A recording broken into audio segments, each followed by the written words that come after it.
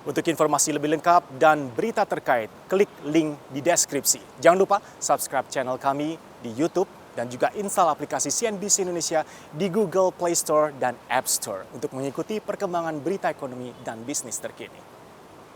Saya coba membuka secara pulau dulu ya Mas Erwin. Jadi bagaimana penyeberangan SPBU di Indonesia pada saat ini ya. Untuk Pulau Sumatera itu dari total kita memiliki SPBU itu sebesar 23,01% itu berada di Pulau Sumatera, Mas. Sementara di Jawa dan Bali itu hampir 49,24% pendistribusian GBU-nya. Kalimantan ada 9,2%, Sulawesi 9,47%, Papua 3,21%, sementara di Maluku hanya 2,53% dan di NTB 3,08%. Ini menunjukkan apa hal ini, Mas Erwin? Tentu bahwa jumlah SPBU yang ada di Indonesia ini sebetulnya belum mencukupi.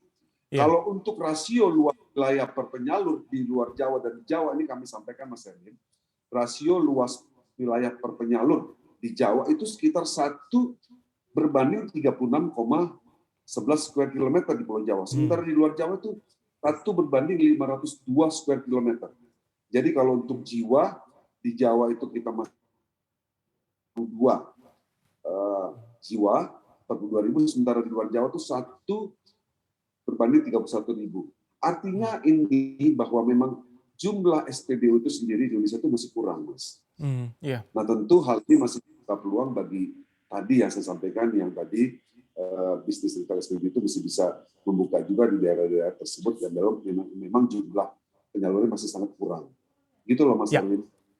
Ya Pak Alfon, fakta yang Anda sampaikan dari data yang dimiliki menunjukkan memang beberapa daerah persentase kehadiran dari SPBU-nya juga masih sangat rendah. Tetapi ini pada saat bersamaan karena Anda juga menyebutkan ada peluang di sana, apakah juga membuka minat swasta khususnya asing untuk masih mau berbisnis retail SPBU di tanah air? Karena kita tahu pandemi sudah memukul hampir semua lini bisnis. Bagaimanakah dengan bisnis retail SPBU di mata para investor asing khususnya dan swasta? Baik Mas Erwin, kita semua tahu, saya pikir namanya global pandemic COVID-19 itu kan bukan hanya menimpa Indonesia atau bisnis retail daripada SPBU, ya, tapi mungkin hampir seluruh sektor yang baik itu pertambangan, perkebunan dan semua. Nah kalau kita lihat di triwulan pertama 2020 ya, dan triwulan kedua itu terjadi penurunan konsumsi hampir 30 atau 40%, di mana telah melandai sedikit masuk ke triwulan ketiga keempat, dan sekarang itu sudah mulai memasuki agak sedikit normal. Nah, kalau tadi pertanyaan Mas Erwin, bagaimana sih sebetulnya investor asing bisa atau berminat untuk masuk ke Indonesia?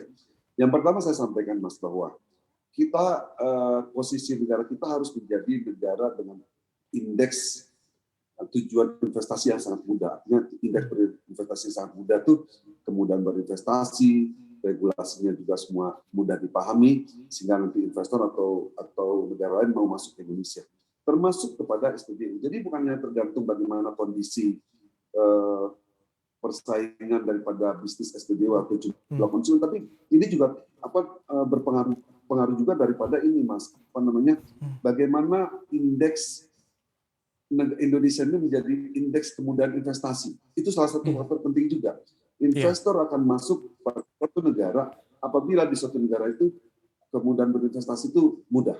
Demikian juga khususnya untuk migas dan khususnya di hulu dan migas. Saya pikir itu yang bisa kami sampaikan, Mas. Jadi peluang masih terbuka, konsumsi BBM kita juga cukup besar, lalu indeks kemudahan berinvestasi kita naikkan untuk kita tingkatkan.